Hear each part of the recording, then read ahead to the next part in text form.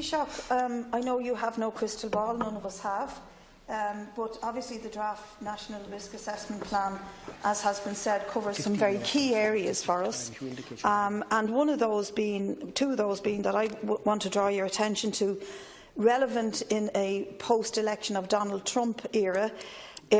Number one, climate change. I think there was a lot of concerns globally about the attitude of the President-elect to the issue of climate change and the Paris Agreement, and I'd like to hear from you some means of revising our assessment, which really in this document is only about the fines we might incur if we don't reach our target. In actual fact, climate change is a lot more than just about fines. And secondly, under point 2.3, the importance of multinational corporations to the Irish economy and the risk of unfavourable international tax changes. You see, I want to argue that the risk assessment is actually not looking at the risks that our sort of fawning over multinationals, our leniency towards them, our emphasis and reliance on multinational corporations and providing them with an extremely low corporate tax regime, that isn't part of how you assess our risks. But I think you're going to have to look at it again because of the question of Trump's statement that he will bring US corporation tax right down to 15% and probably even lower.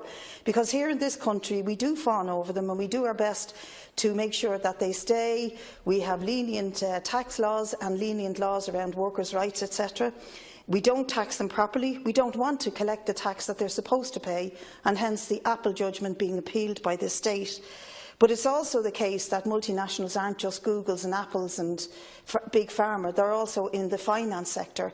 And it's interesting to note that Stephen Feinberg, the co-founder of Cerberus, is one of Donald Trump-elect appointees as his financial advisor, one of his financial advisors.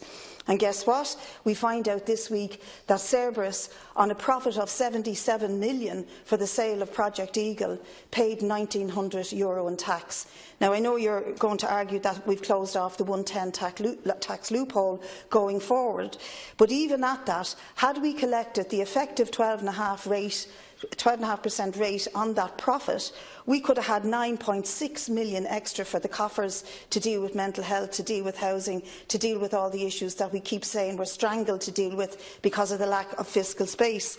And even if you close off the tax loopholes, there was a debate here the other night on the finance bill where it was estimated that the closure of Section 110 would probably only yield us around 50 million. That doesn't make sense.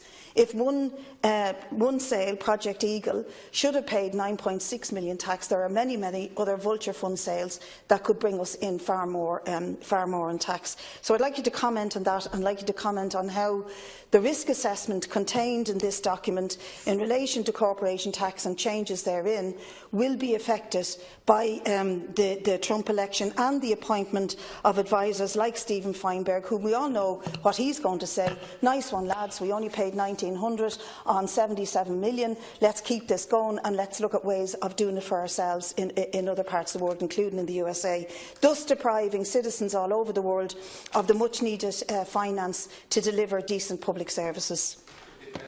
Deputy Smith raised about Section 110. Well, there's 50 million assessment, but others say it might be much more than that when it eventually comes through. It remains to be seen. Or what other instruments are out there that may have to be attended to.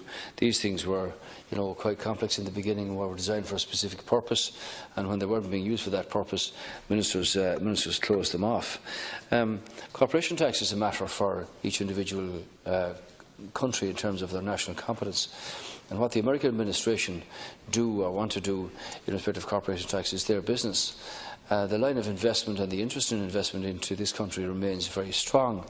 You'll have evidence again today of two further investors making serious commitments here to Ireland because they see the opportunity to have really high-quality young people emerging into work in their industries, as distinct from the issue that's always mentioned of just the corporation tax. So the incoming administration, when it's appointed, will obviously make its decisions. Insofar as Ireland is concerned here, we view the portfolio that we offer in terms of our track record and our legal base and our technology capacity our young people, and the fact that our corporate tax rate has been static, transparent and accountable right across the board. The Apple case is being appealed on two fronts, one by Apple and the other by Ireland, on the basis that the revenue commissioners here have never done sweetheart deals, have been utterly independent and accountable and transparent in the way they've done their business since they were set up. And obviously the Commission itself has made in its determination and ruling that some of that money may well be due to other countries. We're only entitled to collect a tax here on the economic activity generated here. There are no brass plate companies here. Double Irish is gone, stateless is gone. We've introduced the new concept of the knowledge box of 6 1/4. That's been proven to be very attractive, and obviously the investment by one company of investing their intellectual property here in the country distorted the GDP figures last year.